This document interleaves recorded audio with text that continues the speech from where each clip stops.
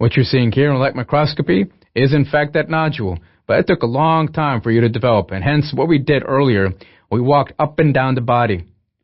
Meaning to say diabetic microangiopathy, retinopathy, talked about cataracts.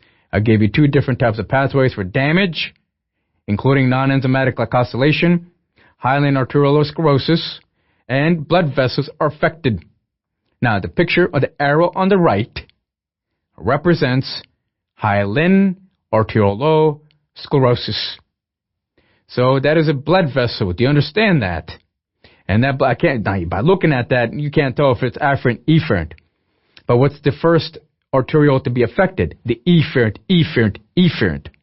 What's that called? When you have massive efferent arteriolosclerosis, what does it do to the glomerulus? The spanking. What's that called? Hyperfiltration disease. Increase in proteinaceous material, wall of the vessel. Next, that nodule that you're seeing is deposition of your type 4 collagen. Here, this would be in the mesangium. Where else could it be? Well, you could also have deposition in different parts of your kidney. At this point, we have completed discussion of diabetic nephropathy in great detail. We're going to continue through systemic disease. And at this point, ladies and gentlemen, we'll take a look at what's known as renal amyloid. What does that mean? Well, I want you to take a look at the pictures on your right. Top and bottom, Congo red stain. What's that mean? Amyloid.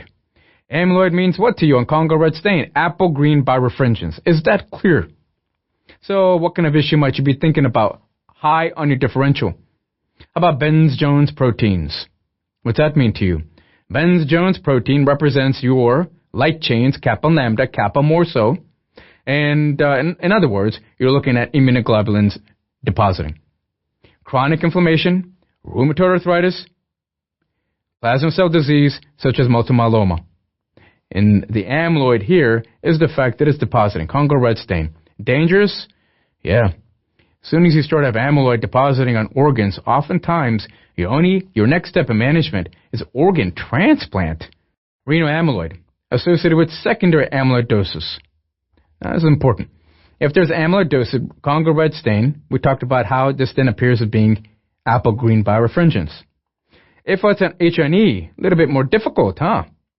This kind of looks like maybe global proliferation, and it looks rather eosinophilic, and it pretty much affects the entire glomerulus. So this is a little bit more difficult for you to follow, but if your patient has lytic bone lesions, you end up finding increase in IgG and bone marrow aspirate, you find these plasma cells, then this has to be amyloid. In your next step of management, Congo red stain to find that apple green birefringence.